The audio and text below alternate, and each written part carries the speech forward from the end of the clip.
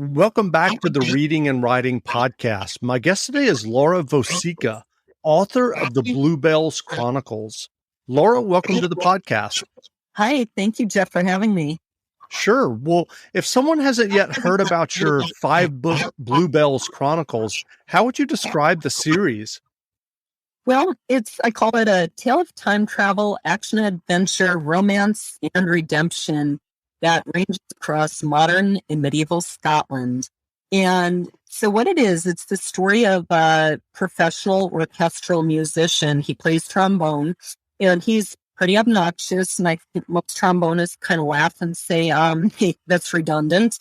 Trombonists are kind of known for getting into trouble. So anyway, he ends up caught in medieval Scotland, and in fact, two men switch places in time. So somebody who looks just like him ends up in our time, and he ends up in medieval Scotland, which kind of changes through the series. But he ends up for 2 years in the time of Robert the Bruce, starting just before Scotland's greatest victory, the Battle of Bannockburn. And it takes you through the things that happen to him there and how he changes and how he faces who he's been.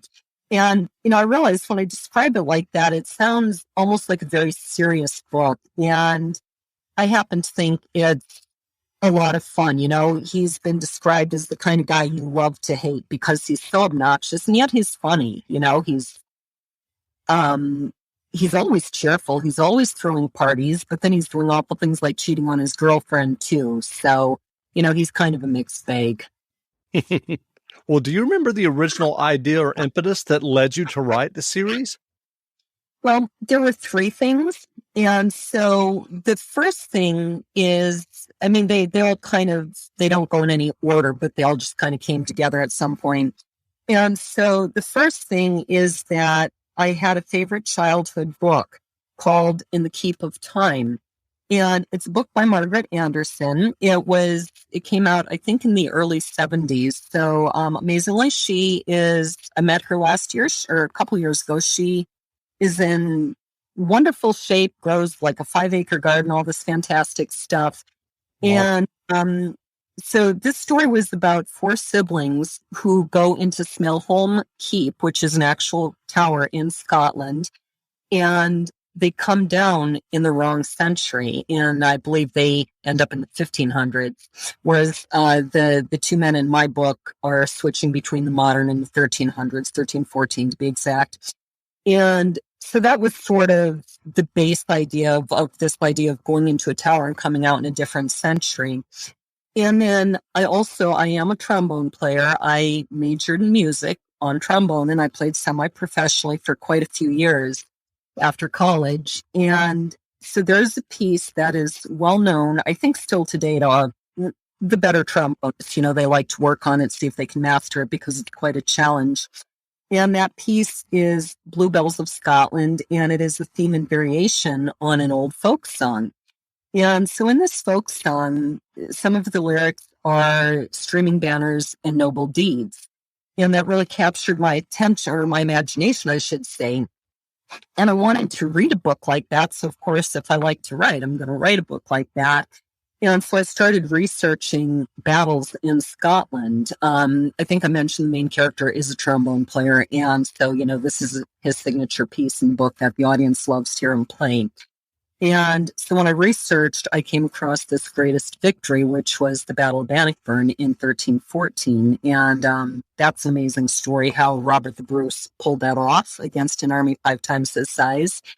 And then the third piece was really just this image that flashed into my mind of this man sitting at a poker table. And he actually is obnoxious and arrogant enough that he gambles his trombone when he's losing, because he's known for his great luck, and he figures, no problem, I'll get it back. And he doesn't. He loses it. And so in this image, I kind of saw him then going to his girlfriend and actually conning her out of her grandmother's ring to pawn the ring and get the trombone back. Well, what was your fiction writing journey that led you to writing and getting your first novel published? Well, it started probably, I think I could say all the way back when I was 10. And at that time, I started my first novel, And it was going to be this wonderful story about this little boy. I think his name was Timmy. I think I even remember that. And it's kidnapped. And he is such a difficult, obnoxious child, such a handful that the kidnappers actually try to give him back. And his parents won't take him back unless they pay. And so I think I was maybe about 10 handwritten pages into this story when I happened to look at the books on my mother's bookshelf. And I saw a book called The Ransom of Red Chief by O. Henry. And I pulled it out and read the back and said, oh no, Henry already wrote my story. So, I didn't realize at the time that there are only so many plots and you can write the same plot. It doesn't matter. So I gave up on that book. And then in my early 20s, so probably from the time I was maybe 20 to 22, I completed my first novel. And that was about a college student who's facing a very traumatic situation and how she handles that and how everybody around her handles it. And I did send that off to a few publishers. So I was maybe 23 at the time I was sending it off. And I think I took defeat too quickly and I didn't pursue that and keep sending. So I only sent it out to 3 or 4 maybe. And then sometime later, I sat writing aside for a while my kids were young. And I have 9 kids. So, wow. Kids were young is a pretty long stretch of time. But when the youngest ones were young, I did take writing up again. And so around, I don't know, maybe 2004 to 2006 or so, I was writing the first Bluebells book, which is Bluebells of Scotland, the first of the 5-book series. And one day, as I was coming out of teaching music lessons at the community center where I taught, I saw a sign for a writer's critique group called Night Writers. And they happened to start their meeting just down the hall at the exact time I finished teaching. So I walked down the hall and I joined them. And kind of, I guess the question was about the publishing. We got a new member sometime after I joined, and he was very enthusiastic about the growing new technology at the time of print on demand, about, Create Space and KDP and all that. And she really talked up this idea that traditional publishers aren't doing a whole lot of marketing for most of the books they publish, that they expect the author to do an awful lot of the marketing, and yet they're still going to take a good chunk of the royalties. And so got us all excited about why not use this technology. You're going to do the marketing work anyway, so you may as well get more of the royalties. And so he and I actually formed Gabriel's Horn together, which is, he's no longer involved with that, but my husband and I still run that. And so we started as a publishing co-op to publish all the books by Night Writers, and we've grown from there. That's great. Well, what is your writing process when you're working on a novel? Do you outline the novel extensively, or do you just dive into the narrative? I mostly just dive in writing. I suppose you have a lot of writers listening, so they know the, plotter or pantser, and I'm definitely a pantser, fly by the seat of my pants. So I have a pretty good idea of where a story's going, but it's not detailed. I sort of know the start and I know where it's going to end up. And then as I write, especially by the time you're 5 books into a story, but even from the beginning, I felt like I just knew Sean so well. And I felt like I knew who Neil was.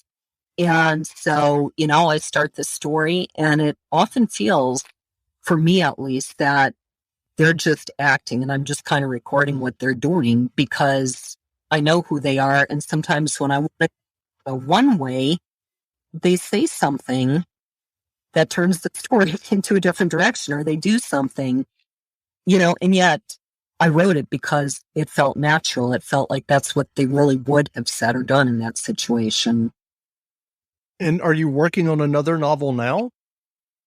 Yes. And kind of a yes or no. I've been in the process of moving from one house to an apartment to a second house. I got married, and my husband and I are now actually in an RV the last couple of days before we can get into our final destination, our new house we just bought, which means that the writing has really been put on hold. I've also been doing a lot of editing and co-writing jobs. So what that means is I'm actually working on 2 novels right now.